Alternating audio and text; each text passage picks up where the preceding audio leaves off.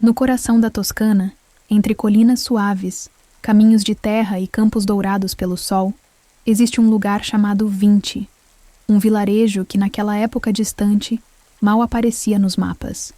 Era um lugar de silêncio doce, de casas feitas de pedra, clara, e janelas que se abriam para o horizonte sem pressa. As manhãs chegavam com o cantar de passarinhos e o cheiro de pão sendo assado nas fornalhas das cozinhas. Foi ali, envolvido por esse cenário de calma e simplicidade, que nasceu um menino de olhos atentos e cabelos claros. O nome dele, Leonardo, filho de um tabelião chamado Piero e de uma jovem camponesa chamada Caterina. Não era filho legítimo, segundo diziam, mas isso pouco importava para ele, que desde cedo parecia mais preocupado com o voo das aves e o movimento das nuvens que com os papéis da lei. Leonardo cresceu entre oliveiras e vinhedos, correndo por entre riachos, observando formigas em fila e folhas caindo em espiral. Não era de fazer barulho, preferia o silêncio, os cantos escondidos no mato e os barulhos pequenos que as pessoas grandes nem percebiam mais. Um graveto na mão, um pedaço de carvão e pronto. Qualquer pedregulho virava uma tela, qualquer parede, um universo. Certa vez, conta-se que ele ficou parado durante uma tarde inteira, apenas observando como a água escorria por entre as pedras de um riacho. As pessoas passavam por ele e não entendiam o que havia ali para se ver. Mas Leonardo via. Ele via a dança da correnteza, o jeito como a luz batia na superfície, como as bolhas se formavam e sumiam. Via o que ninguém mais via, porque não só tinha pressa.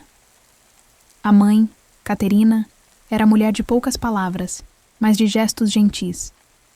Costumava acariciar os cabelos do menino quando ele voltava para casa com os pés sujos de barro e os olhos cheios de perguntas. Ela não sabia explicar o mundo, como ele queria, mas sabia acolher, e isso bastava. O pai, mais ocupado com documentos e clientes, notava de longe a esperteza do filho, mas ainda não sabia muito bem o que fazer com aquilo. Leonardo, porém, não esperava que lhe dissessem o que fazer. Ele mesmo inventava seus passatempos. Certa manhã, depois de ver um pássaro levantar voo bem diante de seus olhos, passou horas tentando entender como as asas se moviam. Pegou penas caídas, amarrou com barbante e tentou colar em um pedaço de madeira. Claro que não funcionou, mas ele sorriu mesmo assim, porque para ele o mais bonito não era voar, era imaginar que podia.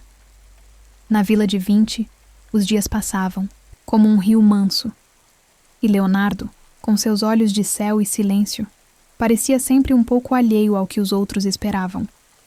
Enquanto as outras crianças brincavam de guerra ou de caçar sapos, ele desenhava, não apenas pessoas e casas, mas também engrenagens, asas, raízes de árvores vistas debaixo da terra. Era como se já carregasse dentro de si uma biblioteca de imagens e ideias. Havia um velho na vila, um carpinteiro chamado Antônio, que certa vez deixou Leonardo mexer nas ferramentas. O menino ficou encantado. Tocava cada objeto como se fosse mágico. O compasso, a plaina, o esquadro, tudo lhe parecia poesia em forma de madeira. Agradecido, Leonardo passou a levar frutas ao velho em troca de poder observar mais de perto aquele mundo de fazer com as mãos. E, enquanto os anos iam passando, ele crescia como crescem as árvores, devagar por fora, mas com raízes cada vez mais profundas. A natureza era seu primeiro livro, o vento, seu primeiro mestre, e o silêncio, seu melhor companheiro. Leonardo não sabia ainda o que era ser artista, inventor ou engenheiro. Não sabia nomes para o que sentia, mas já sonhava. E sonhava acordado, com os olhos bem abertos, como quem confia que o mundo é cheio de segredos lindos demais para serem ignorados. E foi assim, entre a poeira das trilhas de terra e os rabiscos no chão, que começou a vida daquele que um dia seria chamado de gênio. Mas por enquanto, era apenas um menino curioso, caminhando com passos leves por entre as colinas de Vinci. Leonardo, ainda pequeno, descobriu cedo que havia algo mágico nos momentos de silêncio. Enquanto outras crianças corriam, gritavam e se lançavam em brincadeiras barulhentas, ele gostava de se afastar um pouco, Não porque não gostasse das outras crianças, mas porque havia algo que chamava mais forte: os sons miúdos do mundo. Sentado sob uma figueira, em tardes de sol morno, ele desenhava com gravetos no chão de terra batida. Não copiava o que via. Era como se traduzisse. O contorno de uma folha, por exemplo, não era apenas uma linha curva para ele. Era o caminho de algo que crescia, que vibrava, que respirava em silêncio. A terra se tornava sua tela, e o graveto, sua pena. Às vezes, bastava um pouco de carvão de fogueira para ele transformar uma pedra em caderno. As pessoas passavam e achavam curioso. Menino quieto, esse filho de Piero, diziam. Mas Leonardo não ouvia, não por descaso, mas porque seu mundo era outro naquele instante. Um mundo onde uma minhoca era uma engenheira da terra e onde uma poça refletia o céu como se tivesse vontade própria. Ele não entendia ainda que aquilo que fazia era arte, e talvez por isso fosse tão puro. Desenhava por necessidade. Era como respirar. Uma forma de registrar as perguntas que nem sempre sabia formular em palavras. Se via um pássaro, desenhava a curva da asa. Se via uma mulher com jarros na cabeça, tentava capturar o jeito como ela equilibrava os objetos. Era tudo observação, atenção, encanto. Uma tarde, após uma chuva rápida, Leonardo saiu descalço para caminhar entre as poças. Os pés afundavam na lama fria, mas ele nem ligava. O que o encantava era a forma como as gotas da chuva se agrupavam nas folhas, como formavam desenhos momentâneos que desapareciam antes mesmo de ele conseguir imitá-los. Sentou-se em uma pedra e ficou ali, calado, apenas olhando. E quando voltava para casa, mesmo sem papel, trazia tudo guardado na memória. Às vezes pegava pedaços de argila úmida e moldava pequenos rostos, animais ou construções. Não duravam muito. Quebravam, desfaziam-se com o sol ou a chuva. Mas aquilo não o entristecia. Leonardo parecia já saber que o mais importante não era guardar tudo, mas entender, sentir, viver a criação. Os dias se passavam devagar. O tempo era outro, como se cada hora tivesse espaço para a curiosidade crescer. E foi nesse ritmo calmo que Leonardo aprendeu a ver a diferença entre as sombras das manhãs e das tardes. A notar que o som dos grilos mudava conforme a estação. Que as nuvens se moviam como dançarinas indecisas no céu. Ele passou a carregar, sempre consigo algo com que desenhar. Um pedaço de carvão, uma lasca de pedra, um caco de cerâmica. E se não havia onde registrar suas ideias, desenhava no ar com o dedo, como se traçasse mapas invisíveis só para si. Alguns vizinhos achavam aquilo estranho, outros apenas curioso. Mas havia quem visse ali uma centelha de algo maior. Um sapateiro chamado Tommaso, por exemplo, certa vez disse à mãe de Leonardo: "Esse menino tem olhos de quem escuta o mundo, mesmo quando o mundo não fala." E era verdade. Leonardo tinha essa escuta quieta, quase mágica. Sentia o movimento da vida ao seu redor como se fosse música. Os galhos se dobrando com o vento, os insetos seguindo rotas precisas, as pedras aquecendo ao sol e esfriando à noite. Tudo fazia sentido dentro dele, mesmo quando ninguém explicava. Mas o que talvez mais definisse Leonardo, naquela infância cheia de perguntas, era o olhar. Um olhar que não julgava, que não interrompia, que simplesmente observava com ternura e espanto. Um olhar de quem sabe que o mundo é feito de detalhes, e que os detalhes são as portas para os segredos mais bonitos.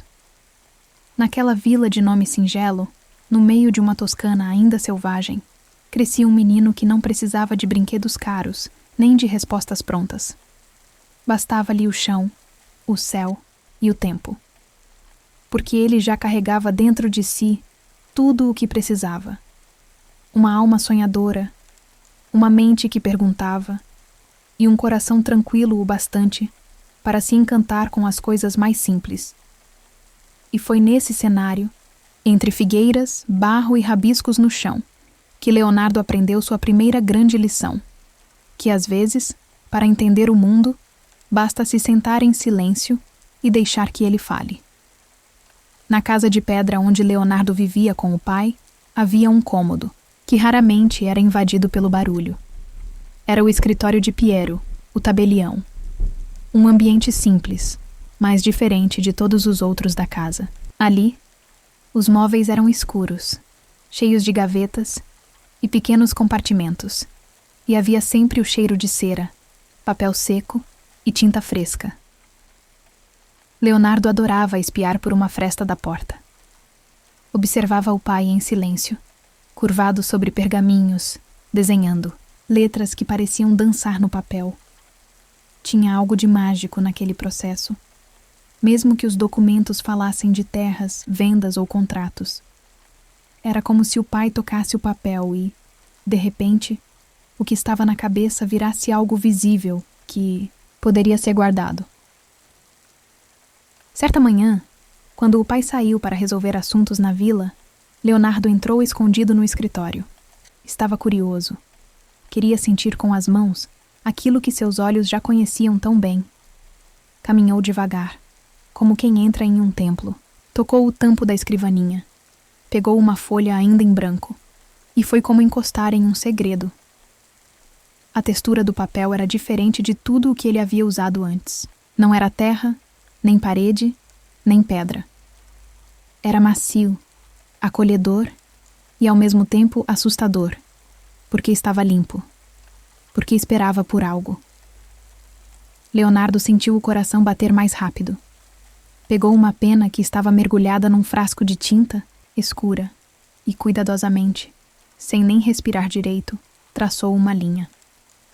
A linha tremia, claro, mas era bonita, porque nascia da sua mão, e era sua. A partir daquele dia, algo mudou. Leonardo começou a desejar desenhar com mais cuidado. Já não bastavam apenas os rabiscos no chão ou os traços invisíveis no ar. Ele queria mais. Queria registrar o que via e também o que imaginava. Queria, com o tempo, aprender a fazer, com o papel, o que os pássaros faziam com o céu. Voar livremente. O pai percebeu. Não disse nada no início. Mas um dia, ao chegar mais cedo e encontrar uma folha sobre a escrivaninha com um esboço de um rosto, parou. Pegou o desenho nas mãos. Ficou ali, em silêncio, observando. Não era um retrato perfeito, mas havia algo no olhar daquela figura desenhada. Algo vivo. Naquela noite, Piero chamou Leonardo para uma conversa. Não era de se abrir muito com o filho, mas havia um certo orgulho escondido na voz quando disse: "Esse papel foi você quem desenhou?" Leonardo assentiu com timidez. "Você tem um jeito diferente de ver as coisas, foi só isso. Nenhum elogio exagerado, nenhuma promessa." Mas bastou. Bastou porque Leonardo entendeu. Seu pai tinha visto. E agora, de algum modo, havia uma ponte entre os dois. Nos dias seguintes, Piero começou a trazer papéis e tintas extras para casa. Sem fazer alarde. Apenas deixava sobre a mesa, como quem planta sementes sem dizer onde está o jardim. E Leonardo, com a mesma delicadeza, passava a usá-los. À noite, com a luz fraca das velas, desenhava animais, folhas, mãos, objetos e rostos. Sempre rostos. Era como se tentasse capturar as histórias das pessoas só pelo contorno dos olhos, pela curva dos lábios. Não copiava apenas o que via. Era como se sentisse o que estava por trás. E tudo isso em silêncio. Sem barulho, sem plateia. Só ele e o papel, como dois amigos conversando baixinho. Aos poucos, os traços ficaram mais seguros. As sombras mais suaves. E o mundo mais fascinante. Porque agora Leonardo não apenas observava, ele registrava. E ao registrar, parecia entender ainda mais. Numa tarde de primavera, enquanto desenhava uma flor que havia acabado de colher, sentiu algo diferente. Não era só o prazer de desenhar. Era algo mais profundo. Uma sensação de que, ao colocar aquela imagem no papel, ele eternizava um instante. Um momento que de outra forma passaria despercebido. E talvez, pensou, desenhar fosse isso, guardar o tempo com carinho. A vida ainda era simples em 20. Mas para Leonardo, ela já começava a se ampliar. Porque agora ele via o mundo não apenas com os olhos, mas também com as mãos e com o coração. E assim, naquela pequena vila, com folhas espalhadas e tintas nas pontas dos dedos, nascia um novo modo de existir. Um jeito de transformar silêncio em arte. Observação em gesto. Curiosidade em criação. Ele ainda era um menino, mas já carregava dentro de si a semente do homem que um dia encantaria o mundo. Para um menino que crescera entre riachos e oliveiras, chegar a Florença era como abrir um livro cheio de páginas vivas. Cada rua, cada praça, cada fachada parecia contar uma história, e Leonardo, com seus olhos curiosos, lia tudo em silêncio, como se já soubesse que por trás das janelas havia segredos esperando para serem descobertos. Era uma cidade diferente de tudo o que ele conhecera. Os muros eram altos, as igrejas imensas, e as pessoas falavam com gestos largos e vozes cheias. O som das carroças nas pedras, os sinos das igrejas, o burburinho dos mercados, tudo compunha uma sinfonia vibrante. Mas mesmo no meio de tanto movimento, Leonardo seguia atento aos detalhes, ao modo como a luz escorria pelas colunas, ao padrão das sombras nas escadarias, aos vitrais que pareciam conter o pôr do sol inteiro. Foi ali, naquela cidade cheia, de cores e contrastes, que ele começou a entender que o mundo da arte não era apenas feito de papel e carvão. Era feito de pessoas, de mestres e aprendizes, de pintores e escultores, de arquitetos que sonhavam com cúpulas que tocavam o céu. Em Florença, a beleza era levada a sério, e isso fez o coração de Leonardo bater mais forte. Seu pai, percebendo esse brilho novo nos olhos do filho, procurou uma oportunidade. E não demorou para que o nome de Andrea del Verrocchio, um artista respeitado da cidade, surgisse como resposta. Verrocchio era mestre em muitas coisas: pintura, escultura, engenharia. E sua oficina era um lugar onde o trabalho nunca cessava, e onde os jovens aprendiam observando, fazendo, errando, tentando de novo. Quando Leonardo entrou pela primeira vez naquela oficina, ficou em silêncio. Mas por dentro, uma festa acontecia. Tintas de todas as cores, mármores sendo polidos, estátuas em meio ao pó, pincéis secando ao sol, moldes espalhados em mesas e bancos. Era um caos, encantador, um caos que tinha vida. E ele soube, sem precisar que ninguém dissesse, que ali era seu lugar. Os primeiros dias foram de escuta e observação. Como sempre, Leonardo não se apressava. Acompanhava os colegas mais velhos, ajudava a preparar as tintas, limpava ferramentas, observava como os rostos eram esculpidos no mármore e como as camadas de pintura ganhavam profundidade com paciência. Mas o que mais o fascinava era a mistura de arte com ofício. Verrocchio não era apenas um artista. Era um homem de mãos inquietas, de mente aberta, que entendia que beleza e utilidade podiam andar juntas. E isso ressoava em Leonardo como uma melodia antiga, daquelas que ele sentia, mas ainda não sabia: cantar. Aos poucos, foi ganhando espaço. Mostrou um desenho aqui, uma ideia ali. E Verrocchio percebeu. Chamou o menino para ajudar em pequenas tarefas mais delicadas. E Leonardo, com sua calma e precisão, se destacou. Não apenas porque desenhava bem, mas porque via além da forma. Ele entendia a expressão, o movimento escondido no gesto, o silêncio entre as linhas. Certa tarde, enquanto trabalhavam juntos em uma tela religiosa, Verrocchio pediu a Leonardo que pintasse um anjo ao fundo. Era um detalhe, algo simples. Mas, quando a obra ficou pronta, dizem que o próprio mestre se espantou com a delicadeza do rosto pintado pelo jovem aprendiz.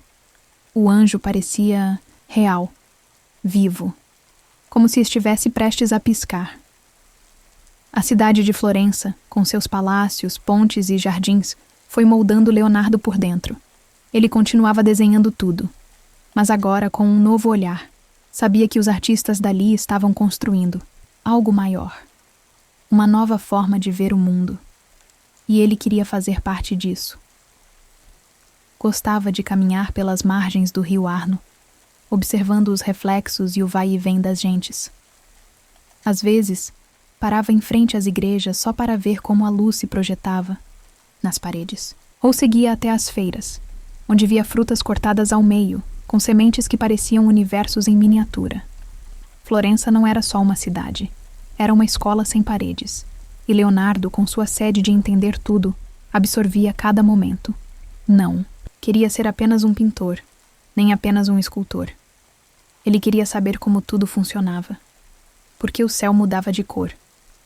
Como o corpo humano se movia? Por que os pássaros voavam em curvas?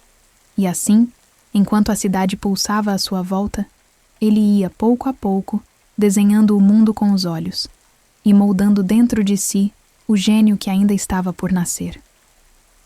A oficina de Andrea del Verrocchio não era apenas um lugar de trabalho, era um universo inteiro, com suas próprias regras, sons, cheiros e ritmos.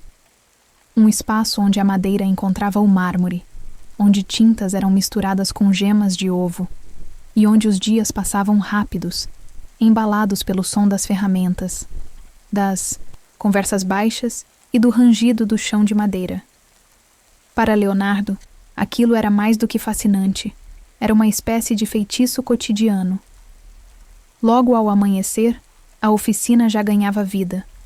Os aprendizes chegavam em silêncio, ajeitavam os aventais, lavavam os pincéis deixados da noite anterior e acendiam pequenas lamparinas, mesmo com a luz entrando pelas janelas altas. Era um ritual que Leonardo adorava. Ele gostava da ordem, sutil no caos criativo, de como tudo começava devagar, com pequenos gestos, até que a arte tomava conta do espaço. Verrocchio era um mestre exigente, mas justo. Sabia que um bom artista precisava mais do que talento. Precisava de paciência, de disciplina, de escuta. E via em Leonardo algo raro. Não apenas habilidade, mas um tipo de atenção silenciosa, uma curiosidade que não se apagava nem com o cansaço. Leonardo ainda não pintava grandes quadros, mas já começava a ser visto com respeito. Preparava telas, desenhava moldes, copiava esboços dos mestres. E aos poucos, suas mãos passaram a entender melhor os materiais.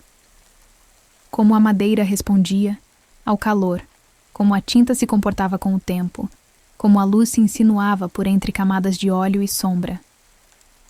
Certa vez, Verrocchio mostrou-lhe um bloco de mármore branco e disse: "Dentro disso, há algo escondido. Cabe a você encontrar." Leonardo passou dias apenas observando a pedra. Não tocava, não apressava. Sentava-se diante dela como quem espera que um amigo fale primeiro, e quando finalmente começou a esculpir, era como se suas mãos já soubessem o caminho. O tempo na oficina não era contado em horas, mas em descobertas. Havia sempre algo novo para aprender. Uma nova técnica, uma nova história, um novo erro, a ser corrigido com delicadeza. E Leonardo amava cada etapa, porque para ele, aprender era quase como respirar, essencial, silencioso e constante. Ele passava horas estudando rostos. Observava como os olhos se encaixavam nas órbitas, como os músculos da face se moviam quando alguém sorria ou chorava. Fazia esboços, rascunhos, experimentava expressões.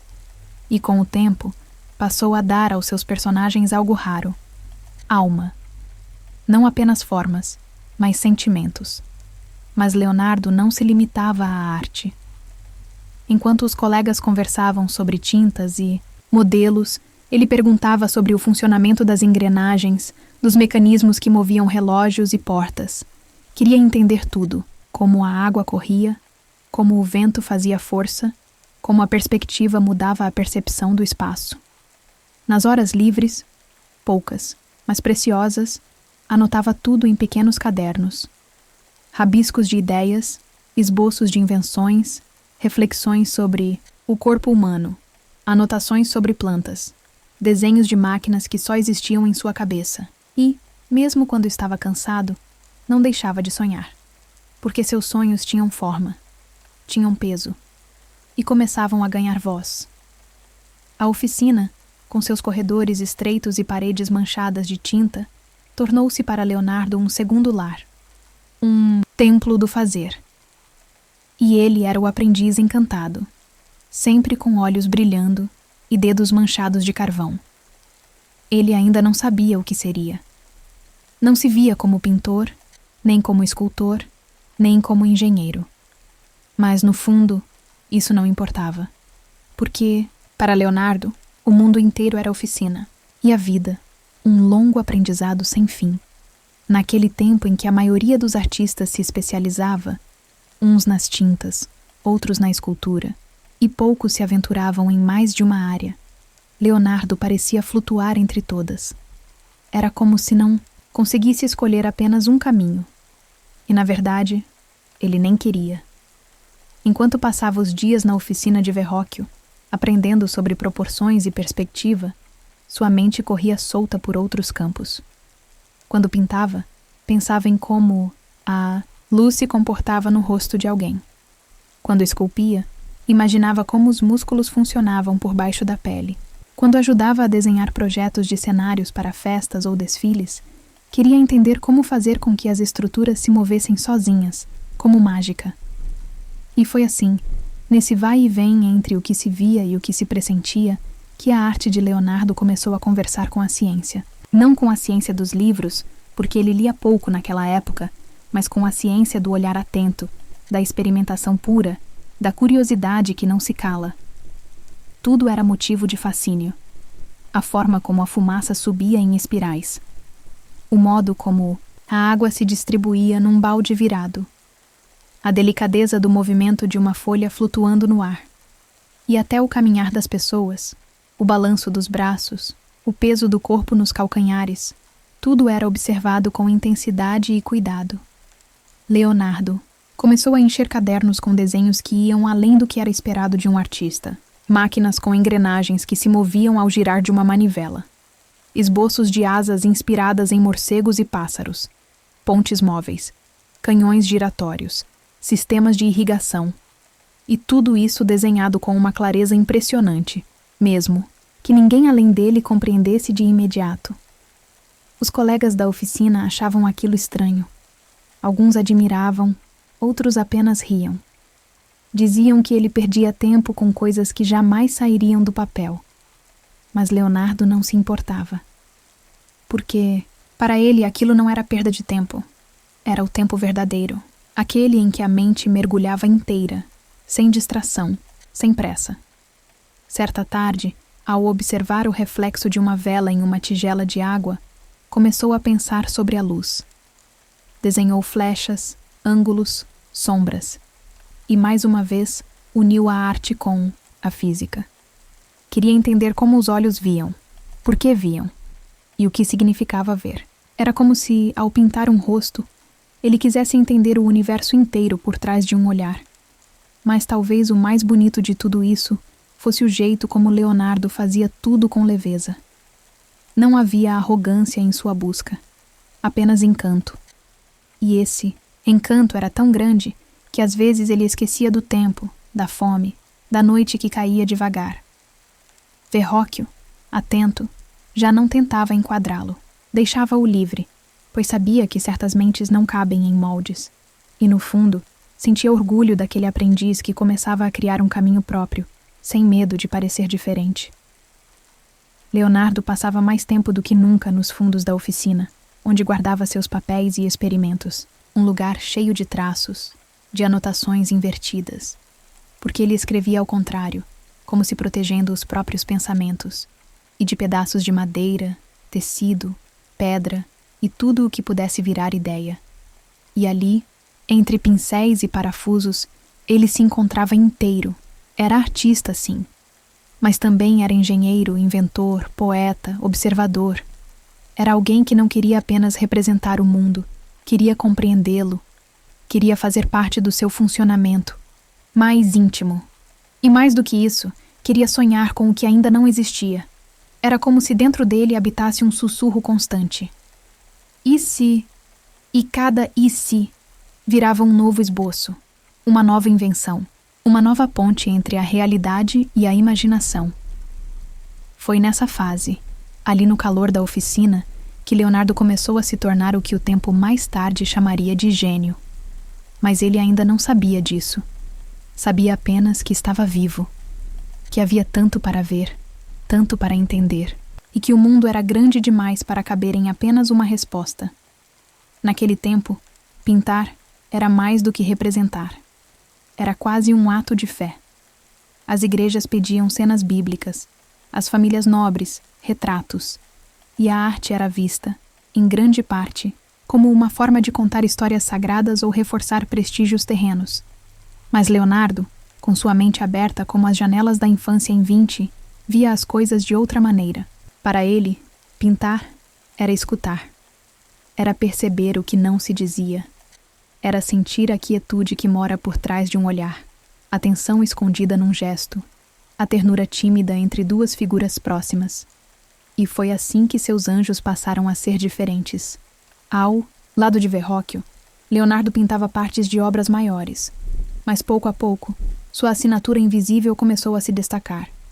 Não pela técnica, que era impecável, mas por algo mais sutil, a vida interior das figuras. Enquanto os outros pintores faziam rostos serenos e parecidos entre si, Leonardo criava olhares que pareciam conter histórias inteiras. Na pintura da Anunciação, por exemplo, Leonardo retrata o momento em que o anjo visita Maria para anunciar que ela será mãe. É uma cena 1000 vezes repetida por outros artistas. Mas ali, naquela versão, havia algo diferente. O anjo não era apenas mensageiro. Tinha um rosto calmo, gentil, quase curioso. Maria não parecia apenas surpresa. Parecia em paz, como se ouvisse algo que já pressentia. E o mais impressionante, a luz. Leonardo não iluminava suas figuras de forma comum. Não era só uma questão de técnica. Era como se a luz viesse de dentro. Como se suas personagens respirassem uma claridade suave, delicada, quase íntima. Uma luz que não se via, mas se sentia. Uma luz que lembrava o entardecer em silêncio ou o brilho que habita os olhos de quem ama. Ele começou a estudar com ainda mais dedicação o claro e o escuro. Observava como a sombra se formava nas dobras de um tecido, como a luz atravessava uma janela e desenhava faixas no chão. Fazia testes, esboços, pequenos experimentos, e tudo isso não era apenas técnica, era sensibilidade. Era o desejo de tornar visível o invisível. Suas virgens, especialmente nas primeiras versões da Virgem dos Rochedos, tinham uma expressão que ninguém mais conseguia pintar. Não eram apenas mães, eram mulheres profundas, que guardavam segredos antigos, que olhavam com ternura, e ao mesmo tempo, com um tipo de saudade que não se explicava. E os anjos, sempre eles, apareciam com asas discretas e semblantes humanos.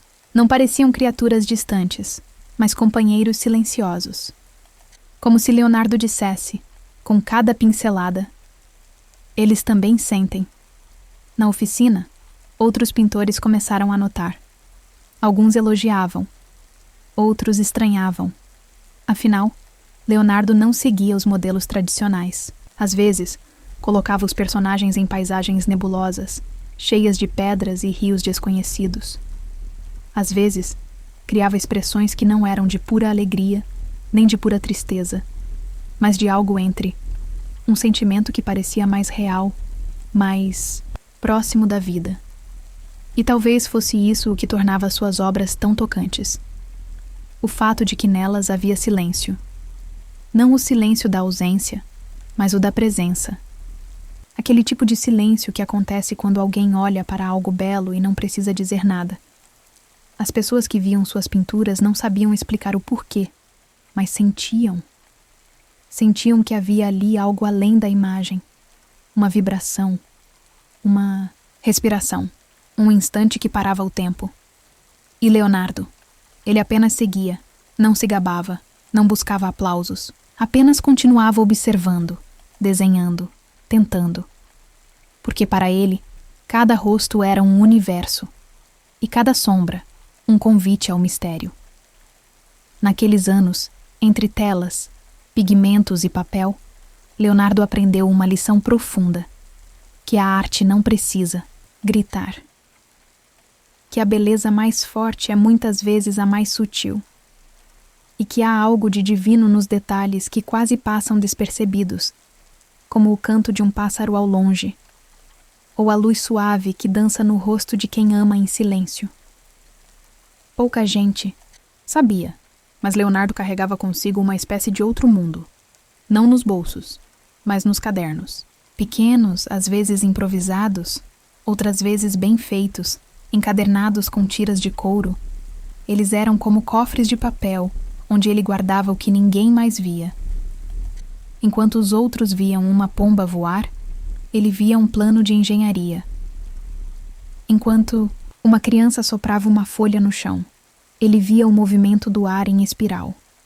Enquanto chovia, ele não apenas se molhava, ele observava como as gotas se acumulavam, escorriam e criavam padrões. E tudo isso, ele anotava. Os cadernos não eram organizados como livros. Eram feitos de pensamentos soltos, desenhos sobrepostos, rabiscos e frases escritas da direita para a esquerda, como se quisesse esconder o conteúdo, ou talvez proteger quem não estivesse pronto para entendê-lo. Era sua forma de pensar, de construir por dentro o que ainda não existia por fora. Muitos desses cadernos continham ideias que, para os olhos da época, pareciam pura fantasia. Máquinas voadoras com asas que batiam como as dos pássaros. Parafusos gigantes que subiriam, girando pelo ar, como se desafiando o próprio céu. Carruagens que se moviam sozinhas. Engrenagens que transformavam o movimento circular em força para cortar, levantar, girar. Mas o mais bonito não era o resultado final. Era o processo. O jeito como ele explorava, testava, combinava elementos da natureza com sua imaginação. Era como se Leonardo tentasse decifrar a lógica oculta do mundo e, ao mesmo tempo, colocasse sobre ela uma pitada de poesia. Ele estudava o voo dos pássaros com uma atenção que beirava a devoção. Observava as penas, os ossos ocos, a posição das asas ao decolar, ao planar, ao pousar. Chegou a construir modelos rudimentares de asas que se ajustavam ao corpo, como se o ser humano pudesse, com o conhecimento certo, fazer o que até então era privilégio das aves. Mas não era só o céu que o encantava. Leonardo desenhava pontes que se montavam sozinhas, mecanismos para drenar pântanos, sistemas de roldanas e engrenagens que multiplicavam forças. Alguns desenhos pareciam tão modernos que séculos depois engenheiros os estudariam com espanto. Só que para ele, tudo aquilo não era sobre grandeza. Era sobre curiosidade. Havia uma doçura nos seus projetos, uma espécie de brincadeira séria, como um menino que desmonta um relógio só para entender como ele canta as horas. Leonardo queria saber como o mundo funcionava, mas não para controlá-lo, para admirá-lo melhor. Às vezes, passava noites acordado, rabiscando a luz de uma vela. Outras vezes, parava no meio da rua, pegava o caderno e desenhava o movimento das pessoas. Em uma viagem, chegou a estudar o curso da água com tanto afinco que desenhou mapas inteiros de canais e represas, como se dentro dele houvesse um engenheiro que conversava com o poeta. E tudo isso sem alarde. Os cadernos ficavam guardados, quase escondidos. Não eram feitos para o público. Eram quase como cartas que ele escrevia para si mesmo, como se, ao desenhar uma ideia, ele a tornasse um pouco mais real.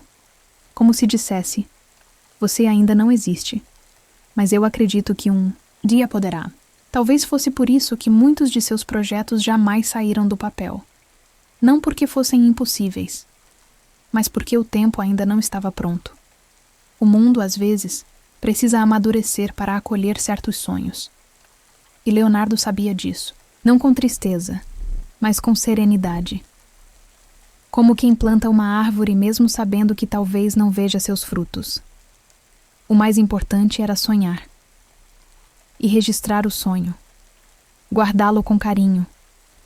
Não como uma esperança ingênua, mas como um gesto de fé no futuro, porque ele acreditava que um dia alguém abriria um desses cadernos e veria ali não apenas esquemas e desenhos, mas um coração batendo, uma mente pulsando, uma alma voando. Enquanto muitos viam o corpo como apenas uma forma, Leonardo o via como um universo inteiro. Um conjunto de engrenagens delicadas, ritmos escondidos, caminhos subterrâneos de sangue, força e silêncio. E da mesma forma como estudava uma asa ou uma correnteza, ele passou a estudar o corpo humano, não com olhos de médico, mas com olhos de poeta que ama os detalhes. Ele começou com o que tinha à disposição, sua própria mão. O modo como o polegar se movia, como os dedos se dobravam, como os tendões saltavam sob a pele. Depois passou a observar os rostos, os músculos que criavam um sorriso, o franzir das sobrancelhas, as rugas que apareciam quando alguém chorava ou ria alto. Leonardo desenhava tudo, e quanto mais desenhava, mais queria entender. Foi então que começou a buscar corpos reais. Sim, cadáveres, para estudar. Era algo arriscado, não bem visto, mas ele pedia permissão, discretamente. E quando conseguia, passava horas em silêncio diante do corpo, não com morbidez, mas com reverência. Cortava com precisão, observava camadas, desenhava cada osso, cada nervo, cada pequena estrutura escondida. E esses desenhos eram quase impossíveis de acreditar. Cada fio de músculo, cada curva da espinha, cada dobra do intestino. Tudo registrado com uma precisão que não se veria de novo por muitos séculos. Era como se ele estivesse mapeando o interior do ser humano não apenas com técnica, mas com respeito. Como se dissesse: olha só como somos feitos. Olha só quanta beleza há em algo que você nunca vê. Mas o corpo não era seu único fascínio. Leonardo também se encantava com o planeta como um todo. Para ele, a terra também respirava. Os rios eram como veias, as montanhas como ossos, os ventos como o sopro que mantém a vida em movimento. E os mapas, os mapas. Ele os desenhava como se fossem retratos de um ser vivo, com curvas, dobras, caminhos que levavam de um mistério a outro. Estudava o movimento da água com tanta dedicação quanto um físico moderno. Fazia experiências com tanques, com canais, com barris e pedras. Observava como a água batia nas margens, como se acumulava nos redemoinhos, como escorria quando inclinada. E mais uma vez desenhava tudo. Criava fórmulas próprias e anotava, como quem registra descobertas preciosas. Ele queria entender a origem das montanhas, os fósseis nas pedras, os ciclos da chuva, as transformações do vento.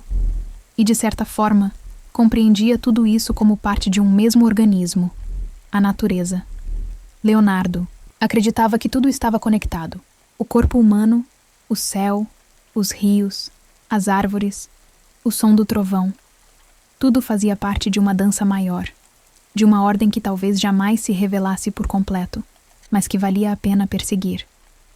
E ele a perseguia com ternura e persistência. Às vezes, seus cadernos mostravam corpos humanos abertos em camadas, e logo ao lado, esquemas de rios se dividindo em afluentes, como se fossem artérias. Outras vezes, um desenho de um coração humano vinha acompanhado de um comentário sobre a erosão nas encostas. Como se, para ele, as batidas do coração e a força de uma cachoeira fossem variações da mesma música. E tudo isso ele fazia sozinho. Não por arrogância, mas porque seu ritmo era outro. Enquanto o mundo caminhava devagar, ele já corria. Enquanto outros se contentavam com respostas, ele mergulhava nas perguntas. E cada nova resposta o levava a novas dúvidas, como se o saber fosse uma escada infinita, e ele subisse cada degrau com olhos brilhando. À noite, voltava para casa com os dedos manchados, os olhos cansados, mas o coração aceso. E enquanto Florença adormecia, Leonardo sonhava. Sonhava com corpos que eram mapas, com rios que tinham alma, com montanhas que contavam histórias antigas. Porque no fim, tudo o que ele queria era isso: entender a vida, de fora para dentro e de dentro para fora. A cidade de Florença fora generosa, com Leonardo. Lá ele aprendera, crescera, se revelara. Mas chegou o momento em que os caminhos começaram a se estreitar. O espaço para suas ideias, tão amplas, tão cheias de invenção, já não parecia caber nas encomendas que recebia. Pinturas religiosas, retratos, pequenos projetos. Tudo lhe parecia repetição. E Leonardo não era homem de repetição, era feito de descoberta. Foi então que seus olhos se voltaram para o norte. Para uma cidade maior, mais ambiciosa, mais complexa. Milão. Milão não tinha a tradição artística de Florença, mas possuía algo que para Leonardo era igualmente sedutor. A corte de Ludovico Sforza, o duque. Um homem poderoso, vaidoso, amante das artes e, sobretudo, de grandes espetáculos. Era o tipo de cenário onde um artista inventor poderia não apenas pintar, mas construir máquinas, criar cenários, desenhar sonhos. E assim, Leonardo partiu. A viagem foi longa, atravessando paisagens que mudavam a cada curva do caminho. Mas, quando chegou a Milão, sentiu no ar algo diferente. Era uma cidade viva, pulsante, cheia de contradições. Torres altas, mercados barulhentos, carruagens apressadas e uma corte cheia de rituais e vaidades. Era o lugar ideal para recomeçar. Para se apresentar ao duque, Leonardo fez algo incomum. Não levou pinturas, nem retratos. Em vez disso, redigiu uma carta. Uma longa carta, escrita com calma, em que se apresentava não apenas como artista, mas como engenheiro, arquiteto, inventor, músico, organizador de festas, pensador. Enumerava suas habilidades com a mesma naturalidade de quem diz: "Eu sei olhar o mundo de vários jeitos." A carta impressionou, porque Leonardo não prometia apenas beleza, prometia soluções. Para a guerra, para as celebrações, para a imagem da própria corte. E Ludovico, sempre atento a qualquer vantagem, viu ali uma oportunidade. Leonardo foi recebido, e o que se seguiu foi um período de intensa criação, mas não como antes. Agora, havia prazos, havia um patrono, havia um cenário político por trás de cada obra, de cada invenção. Era preciso equilibrar sonho e realidade, vontade e obediência. Leonardo se adaptou, não sem esforço, mas com inteligência. Passou a projetar festas fabulosas, criações cenográficas com luzes, engenhocas, autômatos, fontes de água que surgiam do chão e figuras que se moviam como se tivessem vida própria. O duque adorava, os convidados se maravilhavam, e Leonardo via, mais uma vez, seu talento expandido para além da pintura. Projetou também instrumentos de guerra, arietes, pontes móveis, canhões giratórios. Muito disso ficou no papel, mas só o fato de ele pensar nessas soluções já era visto como um trunfo pela corte. Um artista que também era estrategista. Mas mesmo com todos esses afazeres, Leonardo continuava desenhando. Sempre. Nos cantos das folhas, entre um projeto e outro. Estudava as ruas de Milão, as expressões dos nobres, a mecânica dos portões e as dobras das roupas dos músicos. Tudo era fonte de observação. Tudo era matéria para o seu caderno. E ali, em Milão, ele começou a se envolver com o projeto que talvez melhor resumisse sua passagem por essa cidade. A criação de um enorme cavalo de bronze, em homenagem ao pai do duque. Seria a maior escultura equestre jamais feita. Um desafio técnico gigantesco. Leonardo estudou por meses a anatomia de cavalos, fez dezenas de esboços, maquetes, experimentos com moldes. O projeto foi crescendo, se tornando mais e mais complexo, como tudo o que ele tocava. Mas o tempo, sempre ele, começou a se impor. Guerras se aproximavam. O metal destinado à escultura foi redirecionado para fabricar canhões. E o cavalo de bronze jamais foi concluído. Ficou apenas na maquete, no sonho. Uma promessa suspensa no tempo. E Leonardo sentiu, não uma derrota. Ele não era do tipo que se apegava a resultados, mas uma tristeza silenciosa. Como quem vê um amigo partir antes de poder dizer adeus. Ainda assim, Milão o transformou. Foi ali que ele aprendeu a lidar com o poder, com as demandas externas, com a grandiosidade de um projeto que vai além da própria arte. Aprendeu a escutar os desejos dos outros sem silenciar os seus.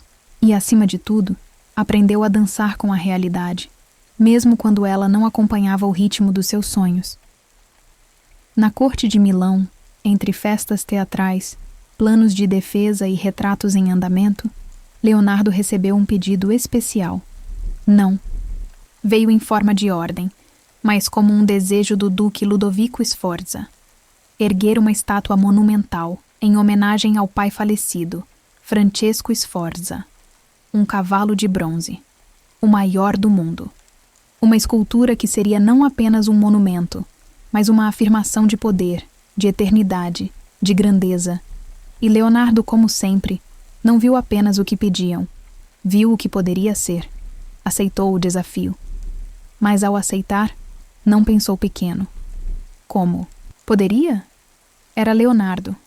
A mente que via pássaros e desenhava asas, que estudava músculos e imaginava engrenagens. O cavalo seria mais do que uma homenagem. Seria um feito técnico inédito. Seria arte e engenharia, beleza e matemática.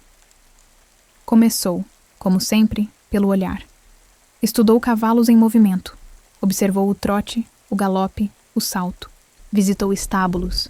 Esboçou patas, crinas, articulações.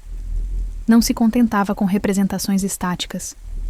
Queria capturar o momento vivo, o instante em que o animal parecia respirar, pronto para galopar mesmo sendo feito de bronze. Fez centenas de desenhos, de todos os ângulos, em vários tamanhos. Estudou a fusão do metal, os moldes, os contrapesos, os cálculos para que uma estrutura tão pesada não ruísse sob o próprio peso. Era um trabalho de anos, de silêncio, de paciência. E Leonardo mergulhou nesse projeto como quem entra num rio profundo e calmo. Dedicava-se com devoção, mesmo quando ninguém mais parecia tão empolgado quanto ele. Enquanto a corte se distraía com intrigas e alianças, ele sonhava com o som que as patas do cavalo jamais fariam, com a sombra que a escultura lançaria ao entardecer. Com o tempo, a maquete ficou pronta. Um modelo em argila com mais de 7 metros de altura. Era imponente, majestosa. Tinha movimento nos músculos, expressão nos olhos. Quem via, se calava, porque havia ali algo além da matéria. Havia alma. A cidade murmurava. Visitantes vinham de longe para ver a maquete. O projeto começou a ganhar fama. Todos queriam saber quando seria fundido em bronze, quando estaria de pé, quando coroaria a entrada da cidade como símbolo do duque e da genialidade do artista. Mas o tempo tem seus próprios planos. Naqueles mesmos anos, o clima político se tornava tenso. A França ameaçava avançar sobre a Itália. O duque precisava de armas, não de arte. E o bronze reservado para a estátua foi redirecionado, transformado em canhões, balas, peças de guerra. Leonardo soube da decisão sem alarde. Nenhum escândalo, nenhum protesto. Apenas um silêncio comprido, como uma nuvem que cobre o sol devagar. A maquete permaneceu de pé por algum tempo. Imensa. Sozinha. Um monumento ao que poderia ter sido. Até que, anos depois, soldados inimigos a destruíram com flechas e pedras, rindo enquanto usavam o cavalo como alvo. Leonardo não assistiu. Estava longe, envolvido em outras criações, outros sonhos. Mas certamente soube. E dentro de si, deve ter sentido a mesma dor leve de quando se perde algo que nunca foi totalmente nosso, mas que cuidamos com o coração inteiro. Ainda assim, ele seguiu, porque o fracasso para Leonardo não era fim. Era apenas pausa. Era parte do caminho. A estátua não foi feita, mas os desenhos ficaram. E os estudos, e a visão de que é possível unir beleza e desafio técnico, emoção e estrutura. O cavalo de bronze tornou-se, sem querer, um símbolo ainda mais poderoso. O daquilo que a arte sonha, mesmo quando o mundo não está pronto. Leonardo não falou muito sobre isso depois. Não precisava. Os cadernos diziam tudo. Mostravam que, mesmo diante do esquecimento, ele continuava acreditando. Que vale a pena tentar. Que o gesto de criar, por si só, já é um ato de resistência contra o tempo. E assim, o cavalo que nunca galopou tornou-se eterno de outro jeito. Nas páginas, na memória, na imaginação dos que vieram depois. Como tudo o que nasce do coração e do olhar de um sonhador. Muito tempo depois dos dias em Milão, após guerras, mudanças e novos recomeços, Leonardo estava mais maduro. A juventude dos olhos ainda existia, mas vinha agora acompanhada por um tipo de calma que só quem já viu o tempo mudar muitas vezes consegue ter. Seus cabelos, antes dourados, estavam prateados, mas a mão seguia firme, e o olhar mais atento do que nunca. Foi nessa fase que ele começou a pintar a mulher que jamais deixaria de ser olhada. Chamava-se Lisa Gherardini, esposa de um mercador florentino. Ao que tudo indica, a encomenda do retrato não prometia ser diferente das outras. Um pedido discreto, um rosto a ser lembrado, uma pose serena. Mas, como sempre, Leonardo viu mais do que o esperado. Aos olhos do mundo, ela era apenas uma mulher sentada. Mas para Leonardo, era um universo inteiro escondido em sutilezas. Ele não teve pressa. Aliás, quase nunca tinha. Mas com ela, levou anos. E talvez nem tenha considerado a obra finalizada. Porque Mona Lisa, como o mundo a conheceu, parece não ter fim. Seu sorriso é um instante eterno. Seu olhar, uma pergunta sem resposta. Leonardo pintou com paciência de quem escuta, camada por camada, sem exageros, sem pressa, sem precisar provar nada. Apenas com a leveza de quem entende que o mistério não se força, se acolhe.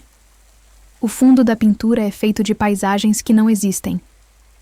Montanhas suaves, rios impossíveis, trilhas que não levam a lugar nenhum. Tudo ali tem algo de sonho. E, ao mesmo tempo, algo de muito real. Mas é o rosto dela que carrega o segredo. Os olhos, que não se fixam em um único ponto, parecem acompanhar quem observa. E o sorriso... o sorriso. Um sopro de enigma. Como quem sabe algo que não vai contar.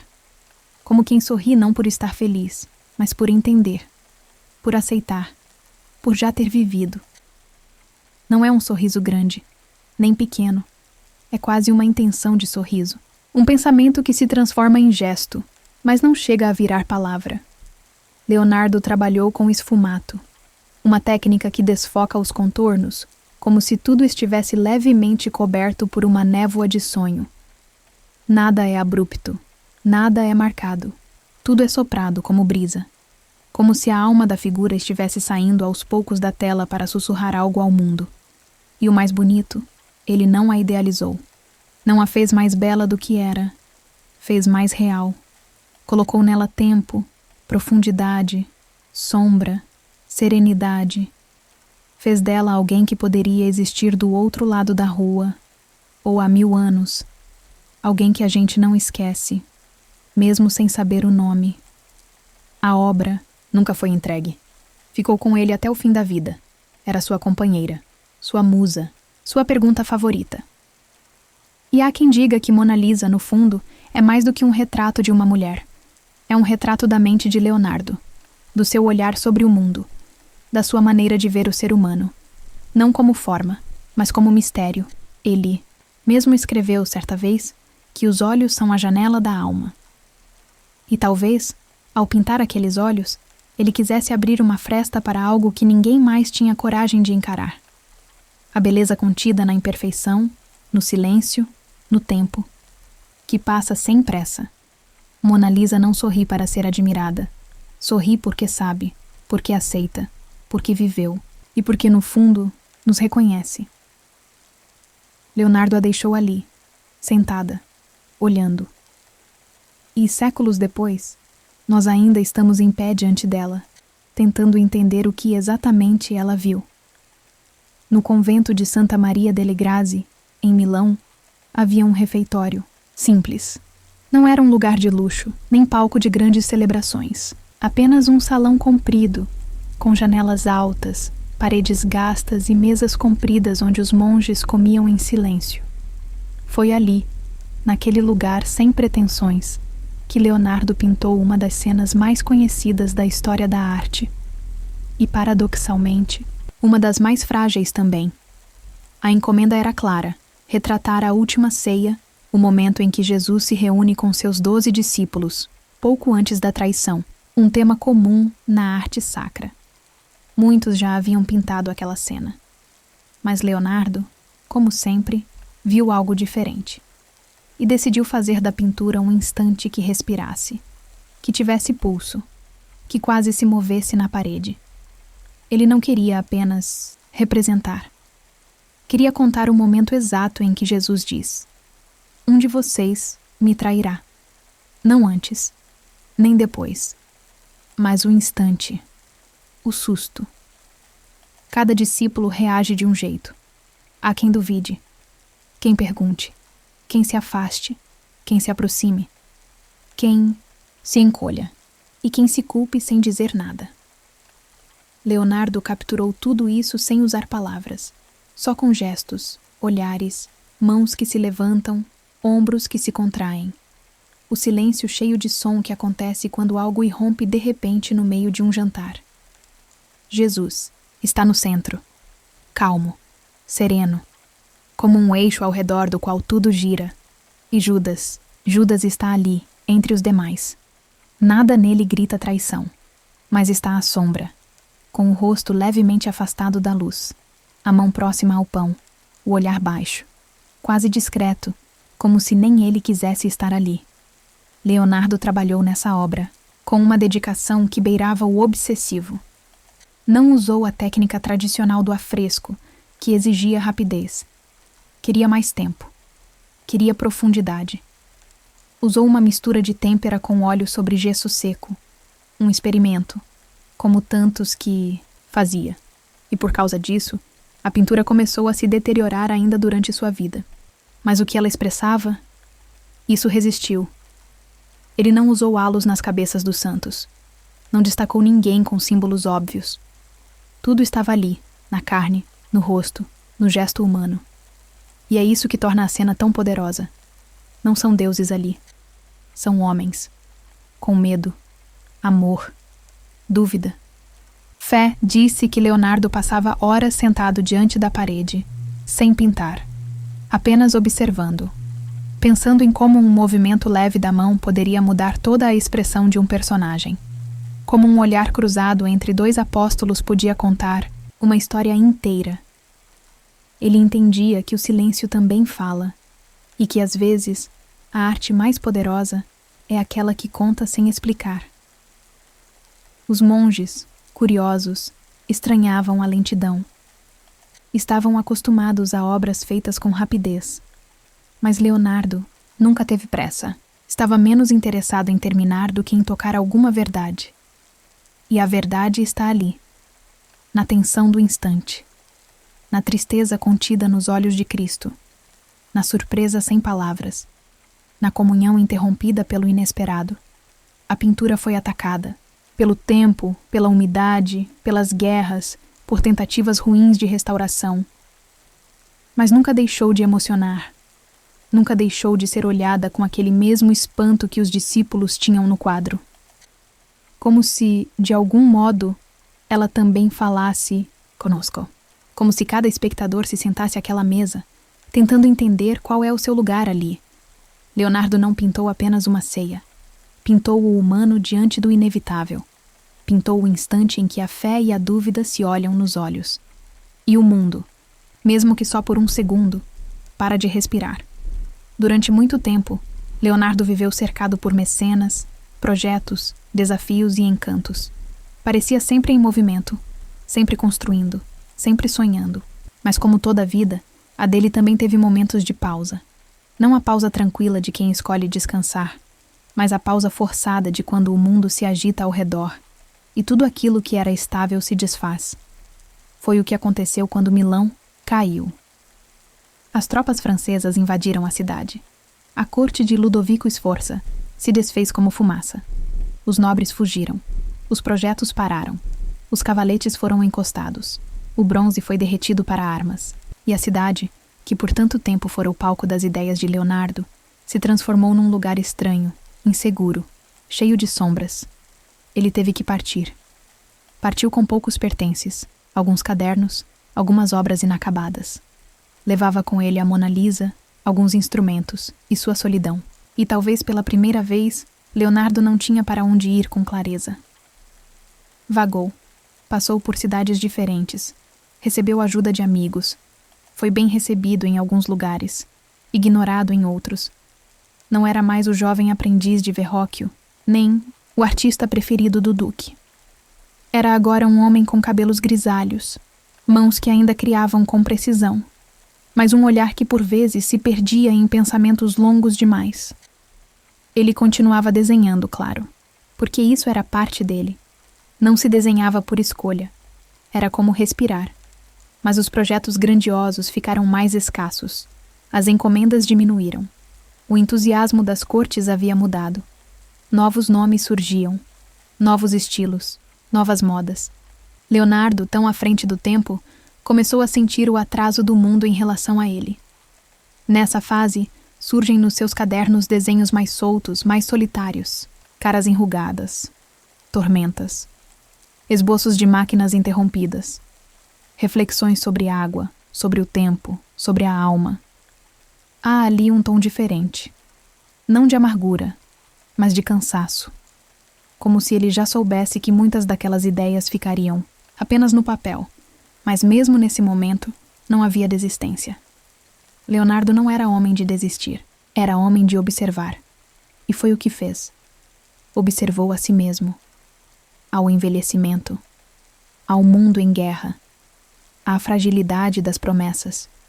E, de certo modo, transformou tudo isso em material. Não para uma grande obra, mas para o próprio entendimento da vida. Ele não escreveu grandes confissões, mas em seus cadernos há frases que doem devagar. Reflexões sobre o que é ser lembrado, sobre a natureza das coisas, sobre o destino da arte, e também sobre a alegria que existe em compreender, mesmo quando ninguém está vendo. Em uma dessas anotações, diz que, assim como um dia bem vivido traz um sono tranquilo, uma vida bem vivida traz uma morte serena. Palavras de quem não tem mais pressa, nem medo. Foi nessa fase que ele reencontrou pessoas do passado. Conversou com amigos antigos. Ofereceu ajuda a arquitetos, a engenheiros, a jovens artistas. Não fazia questão de protagonismo. Queria apenas que suas ideias fossem úteis, que seu conhecimento servisse. Que, mesmo que ele passasse, algo do que pensou ficasse. E ficou. Porque mesmo quando seus projetos não se concretizavam, mesmo quando suas obras eram esquecidas, mesmo quando sua saúde começava a vacilar, havia ali um espírito inteiro. Um homem que, por mais que o mundo à volta desabasse, ainda tinha dentro de si uma bússola, a busca pela verdade das coisas. Leonardo nunca foi de fazer escândalo, nem de reclamar, nem de exigir. Era como a água que estudava, fluía mesmo, quando desviada. Contornava, aprofundava, persistia.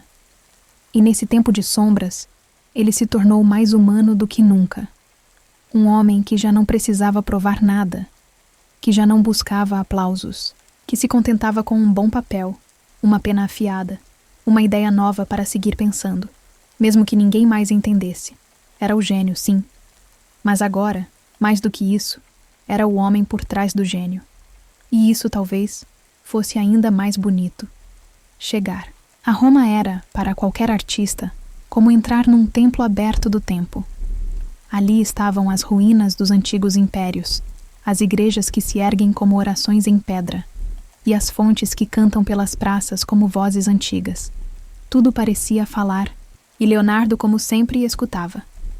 Ele já não era jovem. Seus cabelos estavam brancos, os ombros levemente curvados, mas os olhos seguiam atentos, pulsando por dentro. A mente permanecia inquieta, cheia de perguntas. E mesmo após tantos caminhos, tantas obras, tantas perdas e invenções, ele ainda queria aprender. não por necessidade, mas por natureza. Roma, naquela época, era o novo centro do mundo artístico. Pintores e escultores como Michelangelo e Rafael brilhavam nos salões do Vaticano. As comissões eram disputadas, os projetos ambiciosos. E, estranhamente, Leonardo, o mestre de tantas eras, encontrou-se à margem. Não por desrespeito, mas por diferença. Sua arte já não era o que o momento buscava. Ele não fazia afrescos com rapidez, nem se prestava a seguir moldes rígidos. Levava tempo. Queria pensar, experimentar. E Roma, apesar de eterna, corria com pressa. Mesmo assim, ele não se fechou. Passava os dias estudando. Observava as obras alheias com genuína curiosidade, sem amargura. Admirava os talentos jovens, mesmo quando eles não pareciam notar sua presença. Caminhava pelos fóruns antigos. Tocava as colunas gastas pelo tempo. Desenhava ângulos das ruínas como se conversasse com os fantasmas que ainda viviam ali. A cidade o inspirava, mas de outro jeito. Era menos impulso e mais meditação. Leonardo voltou a se aprofundar nos estudos da natureza. Investigava os fenômenos da água, da luz, da geologia. Observava o céu romano. Fazia anotações sobre a lua, os eclipses, os ventos. Em silêncio, continuava sua conversa com o mundo.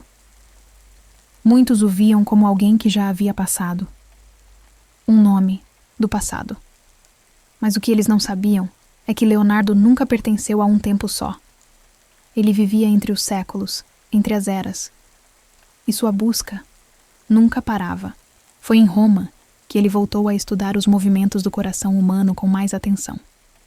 Fazia desenhos quase cirúrgicos, tentava entender como o sangue se movia, como os batimentos criavam ritmo, como a vida se sustentava em algo tão delicado.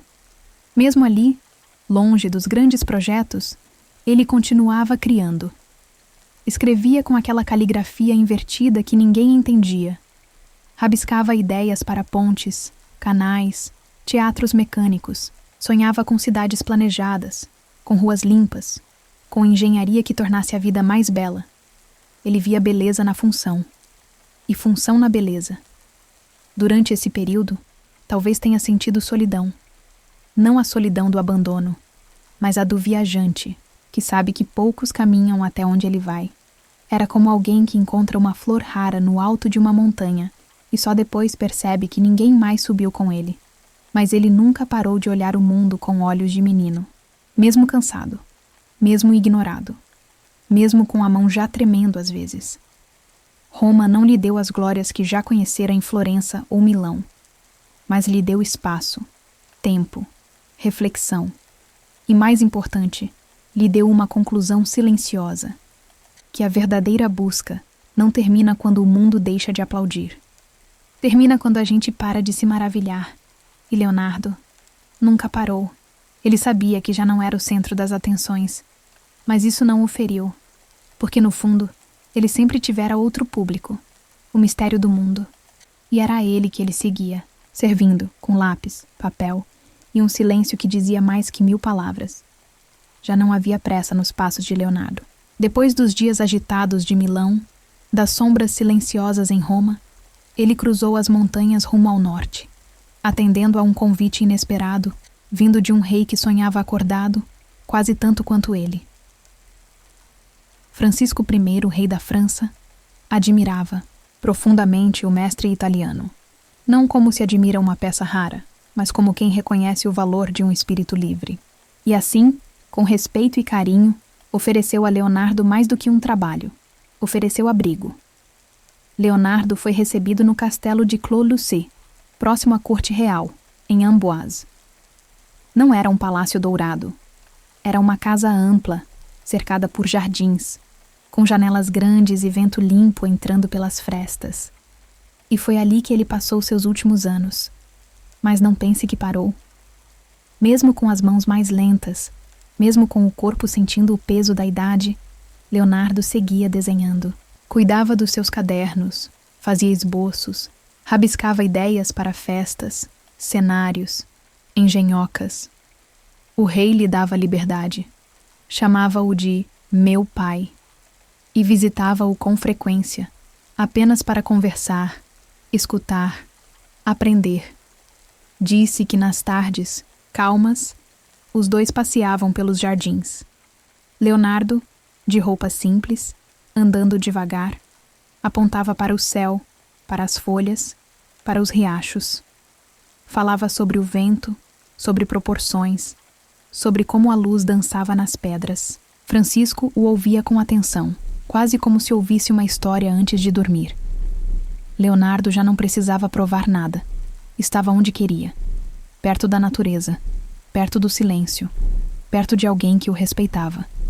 Pela primeira vez em muito tempo, não havia guerras ao redor. Não havia cortes exigindo pressa. Havia apenas tempo, e árvores, e um rei que gostava de sentar à sombra para ouvir um velho sábio falar sobre asas que não existiam, mas podiam. Ali, no Clos Lucé, Leonardo organizou seus cadernos. Separava ideias, revisava anotações, deixava pistas do que pensava. Era como se soubesse que não ficaria muito mais, mas queria que, mesmo depois dele, alguém pudesse abrir aquelas páginas e se encantar. Não com respostas, mas com perguntas bem feitas. Recebia visitas. Jovens artistas, engenheiros, pensadores. Mas sempre com delicadeza. Não havia mais alarde, nem multidão. Só encontros tranquilos, como se o tempo ali tivesse aprendido a respirar mais devagar.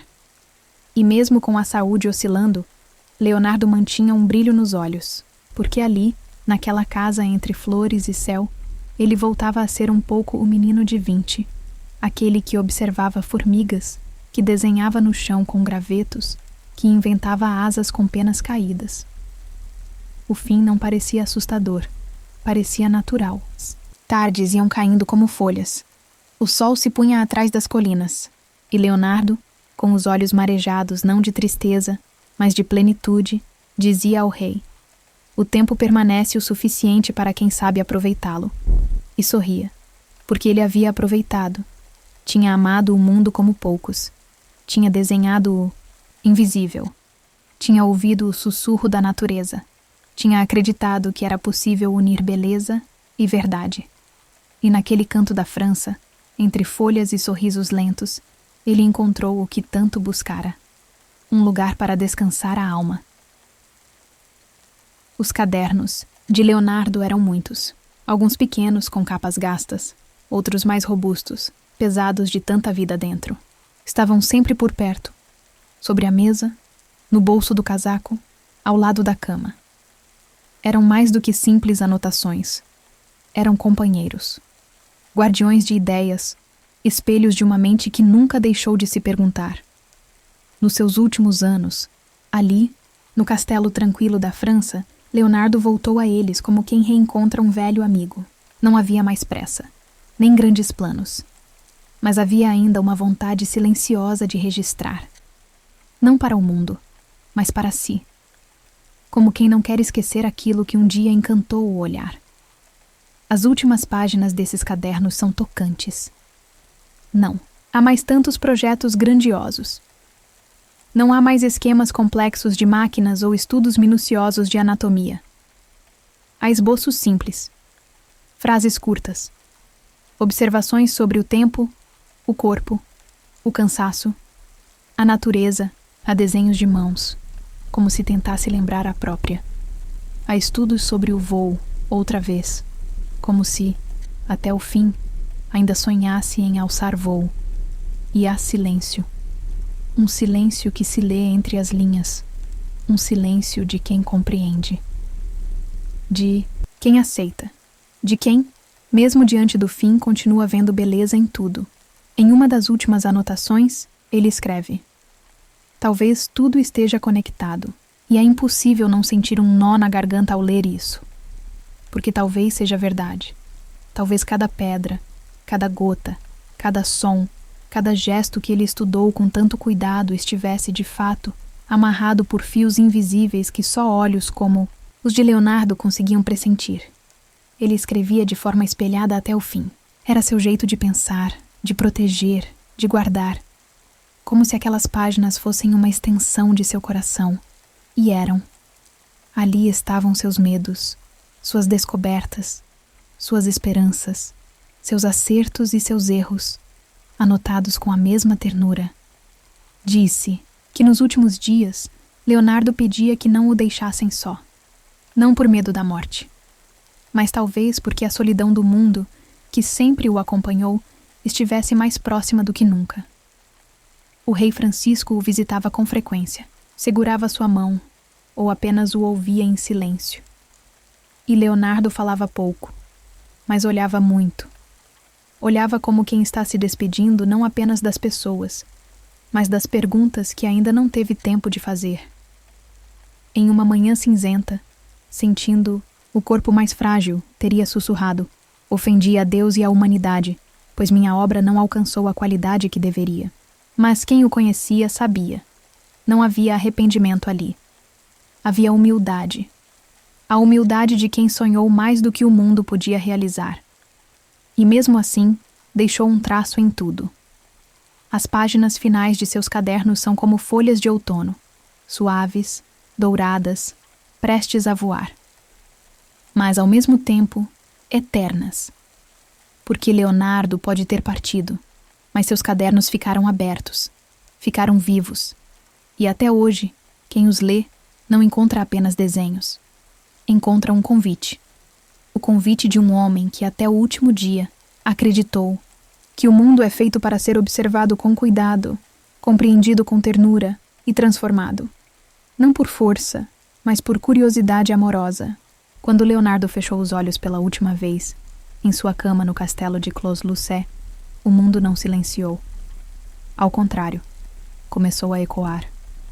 Mas não com trombetas ou grandes celebrações. Ecoou devagar, como só as coisas profundas fazem. Como uma pedra lançada num lago que continua criando ondas muito depois de desaparecer na água. Durante anos, quase séculos, muita coisa que ele fez ficou esquecida. Alguns de seus cadernos foram guardados em baús. Outros passaram de mãos em mãos como relíquias curiosas. Nem todos sabiam o que havia ali dentro. Muitas invenções foram descobertas muito tempo depois. Planos de helicópteros, desenhos de escafandros, esboços de pontes dobráveis, de automóveis, de paraquedas. Ele havia sonhado com máquinas que só viriam a existir séculos depois, e ninguém sabia. Mas talvez fosse assim mesmo que Leonardo quisesse. Não era um homem de aplausos. Era um homem de descobertas. E as descobertas, às vezes, precisam esperar o tempo certo para serem compreendidas. Seu legado não está apenas em suas obras-primas, como a Mona Lisa ou a Última Ceia. Está, sobretudo, na maneira de olhar, no gesto de observar antes de falar, de escutar antes de concluir, de desenhar antes de julgar. Leonardo ensinou, sem dizer, que a beleza do mundo está nos detalhes, que uma folha pode conter o segredo do universo, que o corpo humano é tão sagrado quanto uma igreja, que a água, a luz, o som e o silêncio têm algo a nos ensinar, se tivermos paciência para escutar.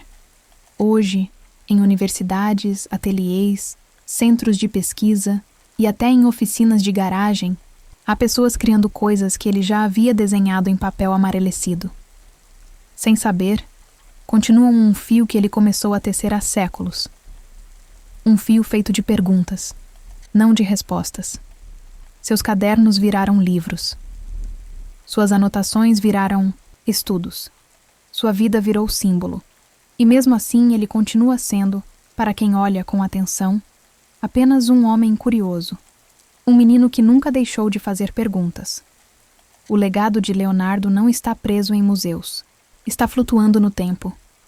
Nas pontes que atravessamos, nos aviões que voam, nos sistemas que imitam o corpo humano, no design das coisas que usamos, nos mapas, nos estudos sobre luz, no modo como olhamos para o céu, mas também, e talvez, principalmente, ele vive em cada pessoa que se permite sonhar acordada, em cada um que para observar como uma sombra se forma no chão, em cada criança que pergunta: por que o vento sopra? Ou, como funciona o coração? Ali, Leonardo sorri. Porque seu maior legado não é o que ele criou. É o jeito de querer entender. Não há estátua que traduza isso. Nem retrato que contenha. Porque é um legado invisível. Mas real, como a gravidade, como o amor. Como os sonhos que nos fazem acordar com vontade de descobrir. No fim de todas as páginas, de todos os mapas, de todos os desenhos que enchem os cadernos de Leonardo, há uma linha invisível que os une. Uma linha que começa lá atrás, muito antes dos retratos, das esculturas, das invenções mirabolantes. Começa em 20. Começa com um menino de cabelos claros, andando descalço pelos campos da Toscana. Um menino que parava para observar o voo de um inseto, que encostava o ouvido na madeira para ouvir os sons que ninguém mais escutava, que desenhava com carvão no chão, e sorria mesmo quando a chuva levava embora tudo no instante seguinte. Leonardo nunca deixou de ser esse menino. Mesmo quando vestiu roupas finas nas cortes italianas, mesmo quando dialogou com reis e duques, mesmo quando projetou cidades ou estudou o movimento dos planetas, ele nunca perdeu o olhar de quem vê tudo pela primeira vez. E talvez esse tenha sido seu maior dom. Porque o mundo, aos poucos, tenta fazer com que a gente esqueça de perguntar. Ensina a aceitar, a repetir, a andar rápido demais para ver as folhas no chão. Mas Leonardo, ele caminhava devagar. Não por preguiça, mas por escolha. Porque queria ver, queria entender, queria sentir. Em seus desenhos, há árvores observadas, com a mesma atenção que dava a uma mãe com seu filho. Em seus estudos anatômicos, há mais poesia do que rigor. Em seus projetos mecânicos, há mais encantamento do que urgência. Tudo em Leonardo parecia nascer da mesma semente. O espanto diante da beleza escondida nas coisas comuns. E talvez seja por isso que sua história emocione tanto. Porque, no fundo, ele nos lembra de algo que às vezes esquecemos. Que não é preciso ser rei, nem gênio, nem artista para se maravilhar. Basta estar presente. Basta ter olhos. Basta querer saber como a vida funciona. Não para controlar, mas para agradecer. Leonardo viveu quase 70 anos. Viajou, trabalhou, experimentou, errou, inventou, fracassou, encantou. Mas em nenhum momento abandonou aquela primeira pergunta silenciosa. E se? E essa pergunta, tão simples, o levou por caminhos que nenhum mapa previa. Hoje, seu nome está em livros, ruas, museus, satélites, robôs. Mas talvez, se pudesse escolher, ele preferisse estar num caderno esquecido, rabiscado com pressa, onde há um esboço de asa e uma anotação torta que diz: observar o bater das asas da libélula, na água parada. Ali está o menino. Ali está Leonardo. Ali estamos todos nós, quando deixamos que a curiosidade nos leve pela mão, sem destino certo, apenas pelo prazer de caminhar. Se existe um jeito bonito de viver, talvez seja o de Leonardo. Não porque ele tenha feito mais do que outros, mas porque fez com intenção, com delicadeza, com uma curiosidade que não se apagou nem nos dias difíceis, nem nas noites solitárias. Ele viveu como quem sonha de olhos abertos, e talvez essa tenha sido sua maior invenção. Leonardo nunca precisou fechar os olhos para imaginar. Sonhava com máquinas enquanto via a chuva cair. Sonhava com asas enquanto observava uma pena no chão. Sonhava com rostos enquanto escutava o silêncio de um olhar. Sonhava com mundos inteiros sem precisar sair do lugar. Mas não eram sonhos desconectados. Eram sonhos que tocavam a realidade com gentileza, que a transformavam, um desenho de cada vez. Sonhos que olhavam o mundo não como um mistério a ser desvendado, mas como um livro a ser lido devagar. Ele entendeu, como poucos, que a beleza está em perguntar, e que a sabedoria mora em aceitar que talvez algumas respostas nunca cheguem. Leonardo não foi um homem perfeito. Tinha dúvidas, abandonava projetos, às vezes começava mais do que terminava, mas em tudo o que fazia, havia vida. E isso, no fim, é o que mais importa. Mesmo hoje, séculos depois, Ainda sentimos sua presença. Ela está nos artistas que misturam arte e ciência, nos inventores que desenham ideias antes de testar, nos cientistas que olham para uma folha como se fosse um mapa, nos professores que ensinam a observar antes de julgar, nas crianças que perguntam: por que o céu muda de cor? Leonardo vive ali, porque seu maior feito não foi uma pintura, nem um projeto, nem uma escultura. Foi o exemplo. O exemplo de que dá para viver com espanto, com ternura, com fome de mundo, e de que, às vezes, sonhar acordado é o que nos mantém realmente despertos. No fim, Leonardo descansou. Mas seus sonhos continuaram andando por aí, como sementes no vento, como desenhos no papel, como luzes pequenas que atravessam o tempo. E cada vez que alguém para, em silêncio, para observar o voo de um pássaro, o movimento de uma engrenagem ou o rosto de alguém que ama, Leonardo sonha mais uma vez, com os olhos abertos, como sempre fez.